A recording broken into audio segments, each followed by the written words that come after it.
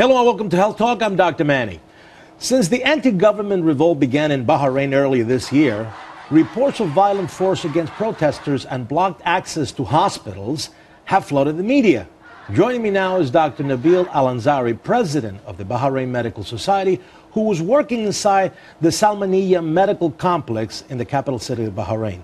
Doctor, welcome to the program. Thank you, Dr. Manny. I want to take you back to February of this year when the big revolt began to occur in the capital city of Bahrain.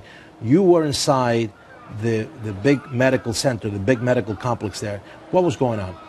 The health system in Bahrain is one of the, I wouldn't say the best, but it is a good health system where it provides care for everybody and it's a free care system. Everything was going well. There were protests in Bahrain and people asking for better conditions of living and better housing and all of that, and everybody is pro that. Unfortunately, the protests turned a little bit more violent. What happened that the protesters were based actually at the Pearl roundabout, or what we call the GCC roundabout initially. When the government recognized that there was violence now involved in the protesting, it kind of tried to put an end to that. And what happened is that the protesters, they moved their command center to Salmaniya Medical Complex. All right, so let me, because I want to explain a little bit to everybody. As this revolt was going on, again, people were demanding different things, but in reality, the medical center became sort of the ground zero, if you will, for a lot of the things that were happening. It did. How was it possible for a hospital to become ground zero where the protesters were sort of executing the direction of where the things were to go inside a hospital? Who let them do that? You have to realize that protesters were from different groups of the people of Bahrain. There were engineers, there were lawyers, there were doctors, there were nurses.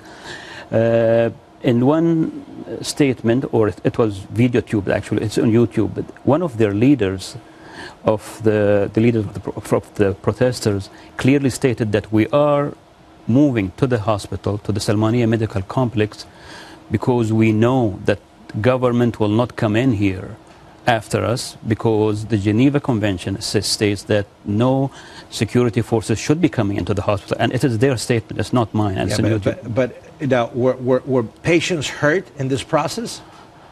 Well, for 4 weeks, the hospital was occupied by the protesters. So there was no clinical services being rendered there? Minimal. I wouldn't say no, I would say minimal. I will tell you statistics that we see about 1,000 patients per day in our emergency room.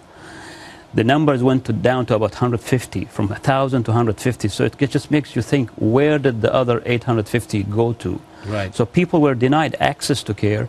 One way, they were openly told not to come to the hospital. Those who have appointments, especially oncology patients and dialysis patients, were denied care. So patients with cancer and dialysis? And they were dying at home, and I'm a witness of some people who died actually. On the other hand, the ambulance services, the EMTs, was controlled by the protesters at the Pearl roundabout. And no ambulance service was available for the citizens who were not protesting, who were sitting at home trying to figure out what was going on for 4 weeks.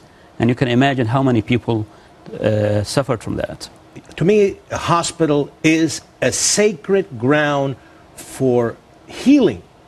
Yeah. Okay? And you know it as a doctor, and you're the president of the Medical Society. You know what we feel. There should be no other business other than healthcare. So why are we at this point? Why have there been so many reports, so many false statements? I don't know how the media played it. I have a quick question, or a question for everybody. Where was the media for those 4 weeks when the protesters were occupying the hospital? It is on YouTube.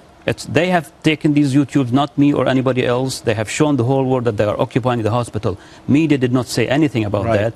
But for 4 weeks, people were suffering, and I went on public TV in Bahrain stating after 4 weeks that enough is enough.